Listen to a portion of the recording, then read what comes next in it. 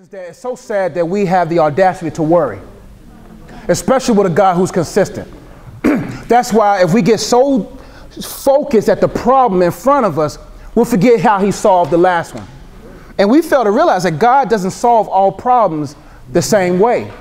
Sometimes he solves them right on time. Sometimes it takes weeks. Even for Alicia's case, it might have taken a year.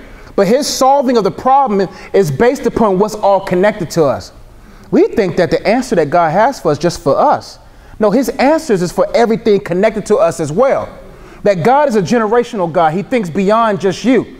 He thinks about your children's children, then your children's children's children. He thinks about your co-workers. He thinks about everybody. That's why I tell people, do not wrestle yourself out of that job.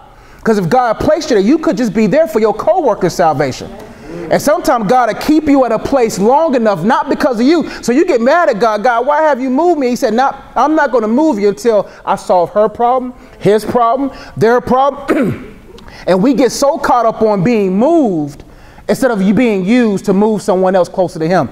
So that's what sucks about us. Sometimes we worry so much without facts, without information, without asking. That's why sometimes God just wants you to be aware of your surroundings, because your surroundings will give you the answer. Right now at the YMCA, I know for a fact that's not my forever job. I know for a fact that that's not what I was called to forever.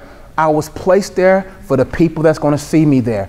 God, listen, lights are meant not to be amongst other lights. It's meant for dark areas. So God has twisted your light bulb in that place so that there can be a light there, so that you can help other people light up, so that when it's time to move you, there's a light bulb still there. And that's why we got to get to a place to say, God, I will stay here and I will shine however long. That's why you got to blossom where he plants you. Many of us don't even get our roots deep enough to blossom where he plants us. We got to say, God, you know what? I'm not going to complain here. I'm going to blossom here, because your purpose is greater than my frustrations. And it's so sad that we'll be the first people to say, well, God, I'm going to continue to worry because I don't even know. When God has proven himself to have come through. That's why I say, man, do not reach forward until you look backwards. Look backwards to build a faith to be moved forward, because God has been consistent. We just want him to come on our terms, and God will never come on your terms. He will say, I'm only going to move according to my will. That's why it's time for us to say, you know what, God, it is time for me to really trust you now. That's why I tell people, get a sheet of paper and write down that one thing that you just doubt God in. Write that thing that you're frustrated about and concerned about, and really look at that compared to a holy God, to an infinite God, to an all-powerful God. And you will be able to say, you know what?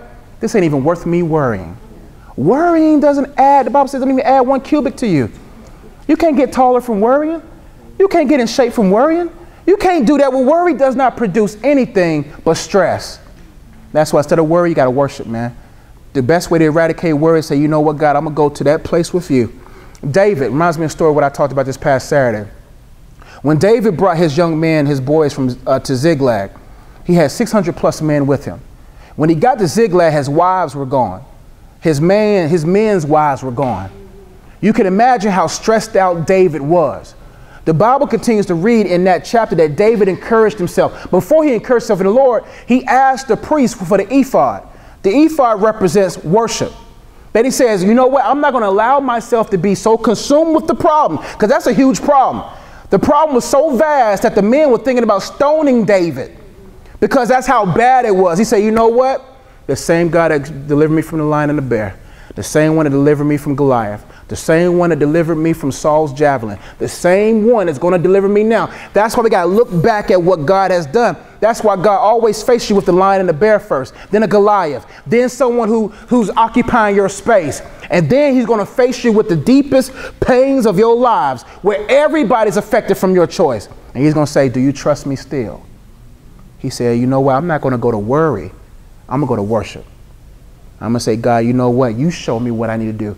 And the Bible continues to read that David said, shall I go pursue? And God said, pursue and recover all. You can't get directions until you first worship. But we got to look back from where he brought us from. And when you look back from where he brought you from, you'll be so consumed with that you'll have enough faith to press forward. Next group.